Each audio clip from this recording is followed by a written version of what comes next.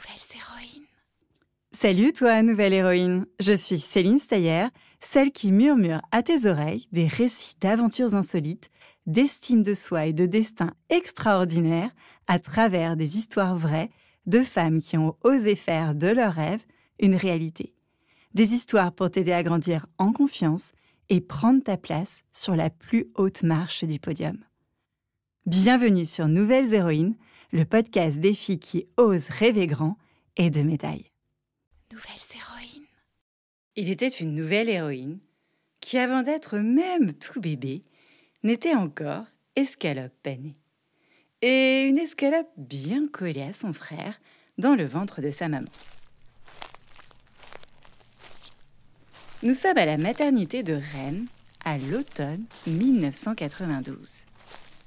Devant l'immense porte vitrée, Pauline, la future maman de jumeaux, arrive péniblement en piétinant dans les feuilles mortes.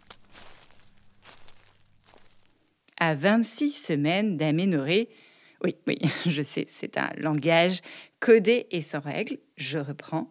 À 26 semaines d'aménorrhée, peut-être tout juste 7 mois de grossesse, une grande agitation était palpable à la surface du ventre de la future maman. Qui sait ce qui pouvait bien se passer à l'intérieur de ce bidon? Loulou 1. Ah, mais t'as mis ton coude dans mon oreille, ah! Loulou 2. J'ai déjà un pied juste au-dessus de mes fesses, je peux pas plus me recroqueviller. Allez, pousse-toi un peu vers le bas, qu'on y voit vers la... Oh, regarde, il y a la lumière là-bas, vite! Ces deux loulous doivent être dans une forme olympique et ont décidé de pointer leur nez en ce 25 octobre 1992. Une année déjà olympique, car les Jeux d'hiver ont eu lieu à Albertville, à la montagne, bien loin de Rennes, en Bretagne. Fermeture des portes.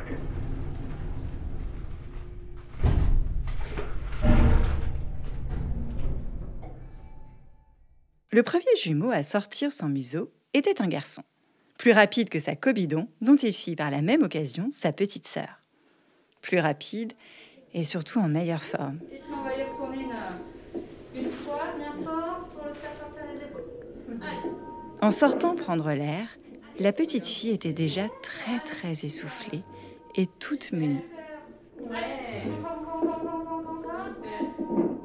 Le médecin comprit vite qu'elle avait un rein bouché.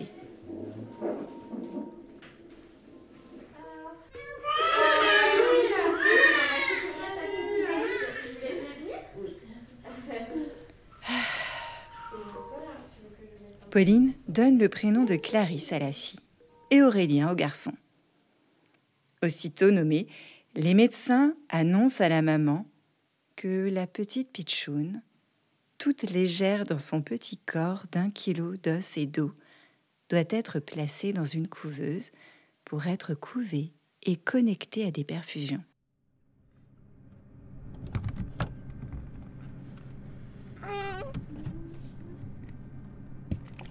Non, pas au couvent, mais dans une couveuse pendant 4 semaines, 28 jours, avant de réparer le rein défaillant.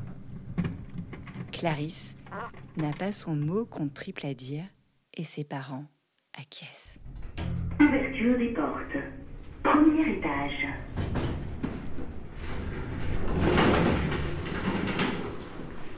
Le jour de l'opération, les médecins s'activent pour réparer ce rein.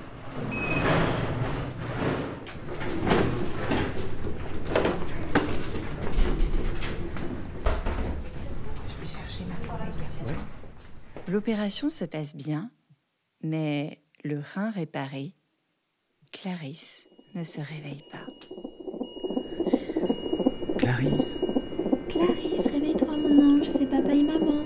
on est là, on est toujours là avec toi. Clarisse, Coucou ma puce. Oh là, tu dors vraiment bien. on t'attend. Elle est belle, ma puce. Elle tombe dans le coma. Tout le monde panique. Les médecins sont très inquiets, mais Pauline et Victor, les parents de Clarisse, n'imaginent pas un seul instant que leur fille ne puisse pas se réveiller. Un jour passe, puis 2, 3, 4, bientôt 5, 6. Les médecins ne se font plus d'illusions. Madame, monsieur, je suis au regret de vous annoncer qu'il est trop tard. Rendez-vous à l'évidence. Clarisse était extrêmement prématurée. Ses yeux ne s'ouvriront plus, et si elle respire encore un peu, c'est parce que la couveuse reste encore branchée. Mais demain, il faudra la débrancher. Et une semaine se passe. Au 7e jour, au dimanche de la Providence, les médecins arrivent dans la pièce. Faut dire qu'ils se sentent tout penauds face à ce tout petit bébé lové dans sa couveuse. Allez, on débranche.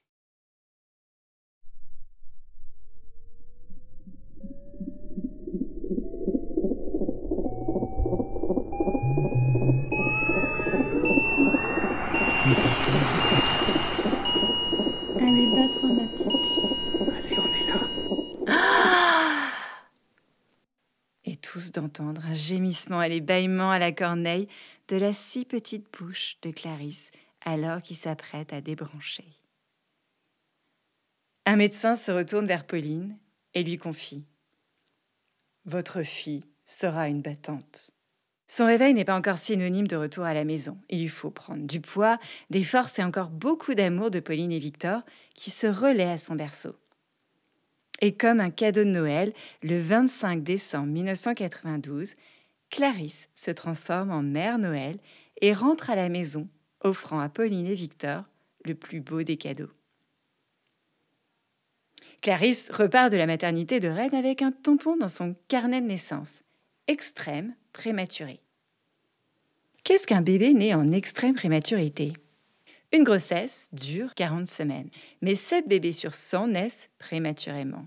Par prématurité, il faut entendre avant que 37 semaines de grossesse ne soient passées. Si le nourrisson vient au monde avant 30 semaines, il est question d'extrême prématurité. Et Clarisse est née à 26 semaines.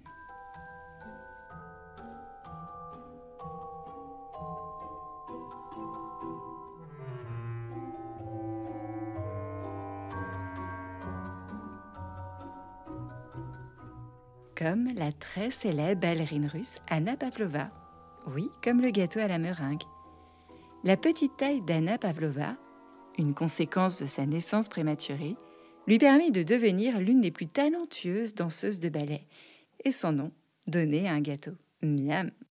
Plus petite que déjà beaucoup plus grande que dans la couveuse, Clarisse grandit dans le bitume de la ville de Gennevilliers, loin des terres de la famille. Car les parents de Clarisse sont tous donnés au Togo. Son grand-père, le papa de Pauline, est même roi d'Atakpamé, une ville au centre du Togo. Le Togo, c'est un pays d'Afrique. Le papa de Clarisse y est quand elle est née, et même au fin fond de la brousse à Amoussa, un tout petit village de casse.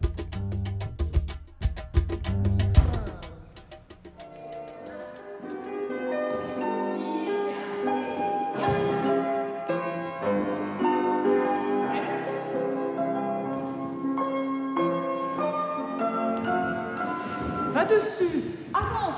Baisse pas ton bras et Voilà. ne fais pas un, quand tu tournes, il s'ouvre là, il Voilà. ferme là. Il n'y a pas besoin d'avoir 2, 3, 4, restez en place, tous ensemble, bras en l'air, sur la tête, aux épaules. Oh, Clarisse, tu ne suis pas.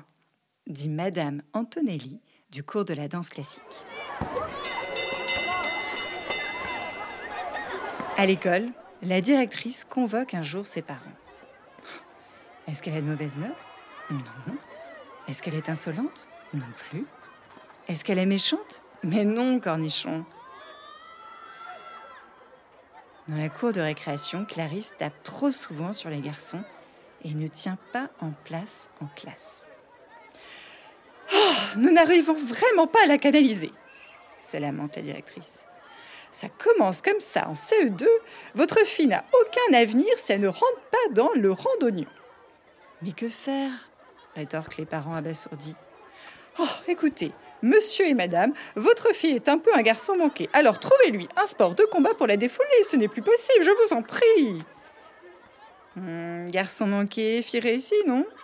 Mais, madame la directrice, Clarisse fait déjà de la danse, de l'athlétisme. Mais comme madame la directrice juge que ce n'est pas suffisant, à la bonne heure, j'en prendrai pour mon 4 heures, madame. Quelques jours plus tard, Clarisse passe l'après-midi au gymnase des multisports avec son frère Aurélien. Lui teste le lancer de javelot. Clarisse, le judo. Judo-gi, allez, je mets tranquille. Faut chercher la chute. Ah, c'est bon. Le mec qui va vous laisser les mains, qui prend dessus, qui fait tomber. Quand son papa lui demande le soir comment c'était, elle lui répond « Papa, j'ai adoré. J'ai fait des roulades et on a fait des combats, c'était trop génial. » Clarisse intègre à l'âge de 9 ans et pète toutes ses dents de lait le club des arts martiaux d'Asnières, au nord de la capitale Paris. Avant de pénétrer le dojo, la salle d'entraînement, Clarisse se regarde dans le miroir du vestiaire. Elle porte une veste un peu trop grande, une ceinture mal attachée, un bas de survêtement un peu usé et des nattes toutes décoiffées. Ouais, bon, cette histoire, c'est pas encore gagné, hein. Mais je sais qu'aujourd'hui, dans ce dojo, ce que je dois être, se dit Clarisse. Stop! Maître Capello, ou plutôt Sensei Capello du judo. Bonsoir, vaste public. Tu peux nous en dire plus sur ce sport? Parfaitement. Alors, tu t'entraînes dans un dojo, et plus précisément sur un tatami, dans une tenue qui s'appelle le judogi, et pas le kimono comme on pourrait le penser. Au revoir, et repartons en poésie. Obi, la ceinture est appelée. Et oh, maître Yoda, je t'ai reconnu là. Bon, comme tu es là, voici quelques règles à respecter. Règle numéro 1. Sur le tatami, tes chaussures, tu enlèveras. Règle numéro 2. Au bord du tatami, la bouteille d'eau restera. Règle numéro 3. Sur le tatami, tu arriveras. Bonjour, tu diras. Le salut, tu feras. Debout, les jambes serrées, les mains sur les cuisses. Devant l'entraîneur, tu t'inclineras.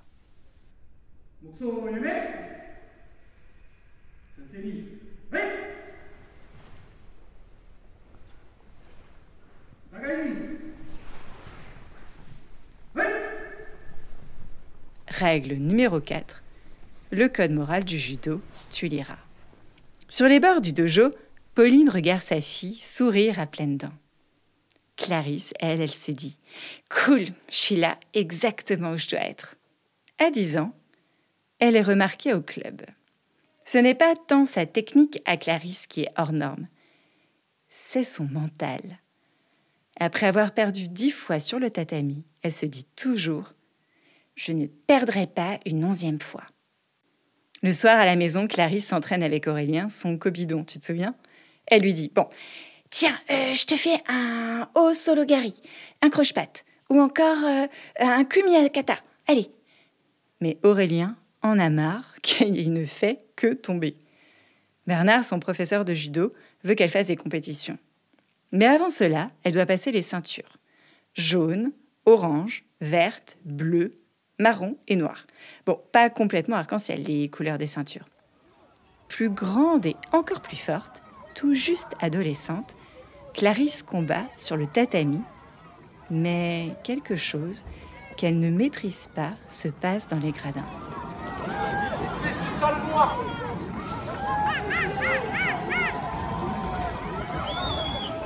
Dans le public, les gens écorchent son nom, d'autres imitent des cris de singe.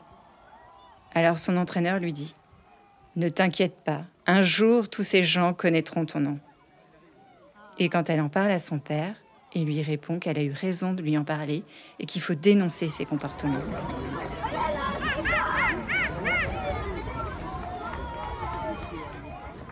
Tu sais, Clarisse, les cris de singe et les insultes racistes, tu en entendras d'autres dans ta vie. Si tu es au-dessus de la bêtise de ces personnes, ils arrêteront de t'agresser.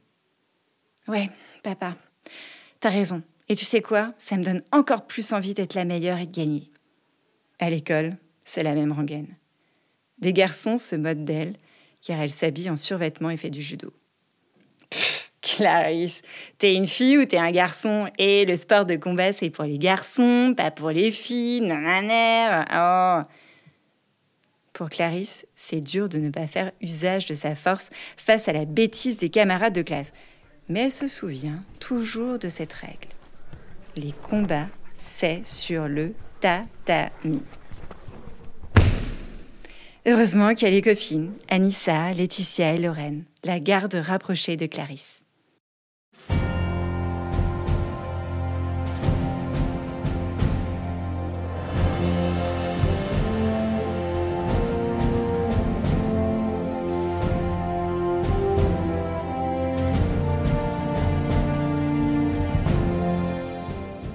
Un jour, à la fin d'un entraînement, son entraîneur lui propose de faire les championnats de France et d'Europe si elle est sélectionnée par la fédération de judo.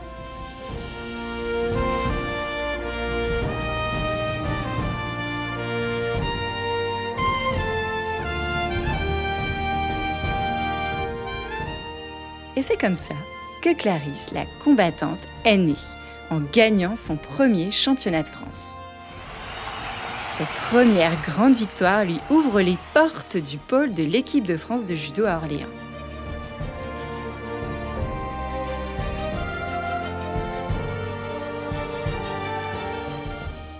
Et voilà, elle doit quitter la maison, à seulement 14 ans. Elle part étudier et s'entraîner en semaine, et elle revient le week-end.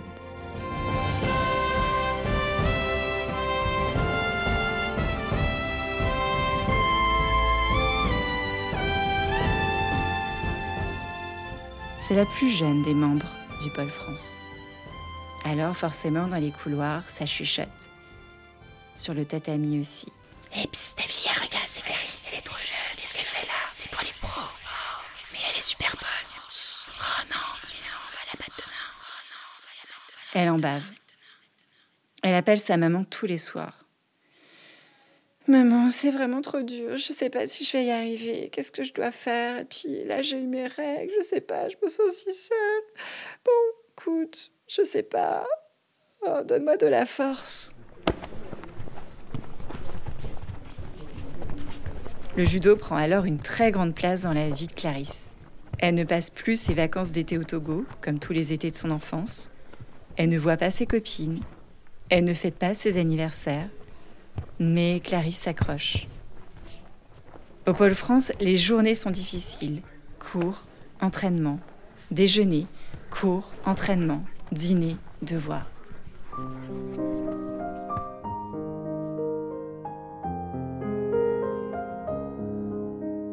Et pour les petites amourettes avec les petits copains, c'est dur de leur faire accepter sa passion pour le judo. Alors, quand ça se termine, elle pense très fort. Un jour, un garçon m'aimera moi et le judo.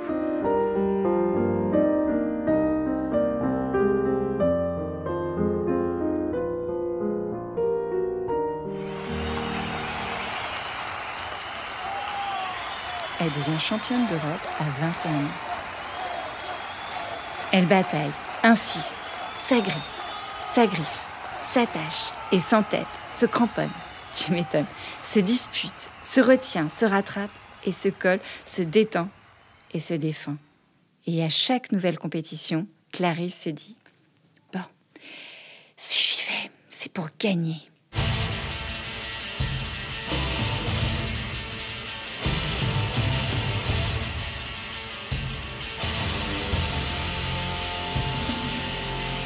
La suite logique suit.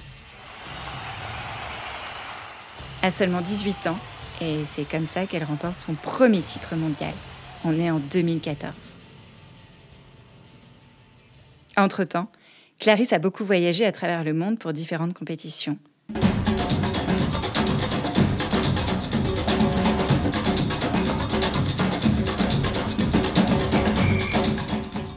Nous sommes en 2016, à Rio. Elle est présente pour représenter la France aux Jeux Olympiques. Dans sa tête, son rêve, ce sont les JO. Son rêve depuis toujours et pour toujours. comme une obsession. L'or, l'or, je veux l'or, rien que l'or. Je veux l'or, rien que l'or. L'or, l'or, je veux l'or, rien que l'or. Mais face à une judokate israélienne, elle s'incline et obtient la médaille d'argent. C'est dur pour Clarisse, la combattante. Quand elle rentre à la maison, elle cache cette médaille comme si elle avait honte. Mais Clarisse, 1 an plus tard, devient championne du monde pour la 2e fois. La revanche après la défaite de Rio. Son nouvel objectif, les Jeux Olympiques de Tokyo en 2020. Elle s'entraîne pour cela au moins 5 heures par jour, parmi lesquelles désormais de longues séances de yoga, mais aussi de boxe.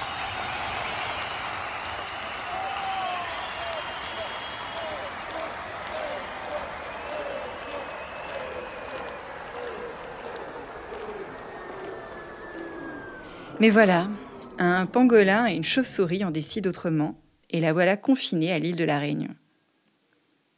Les JO sont reportés, et pendant un instant, elle ne veut plus qu'on lui parle de judo. Alors quand les responsables annoncent que les JO auront lieu en 2021, c'est tambour battante que notre combattante se prépare.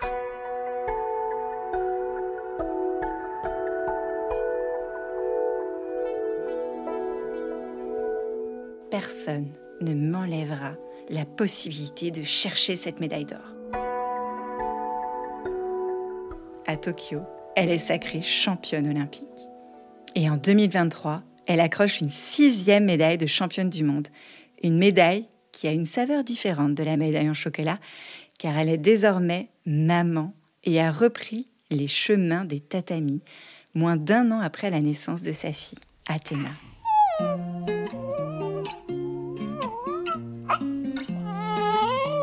Un prénom d'une déesse grecque, une déesse de la raison, de la prudence, de la stratégie militaire et de la sagesse.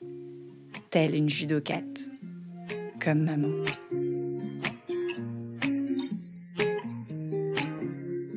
La prochaine compétition de Clarisse aura lieu sur les tatamis parisiens aux Jeux Olympiques organisés en 2024. Et Clarisse a bien l'intention de décrocher l'or. Allez, à fond avec toi, Clarisse.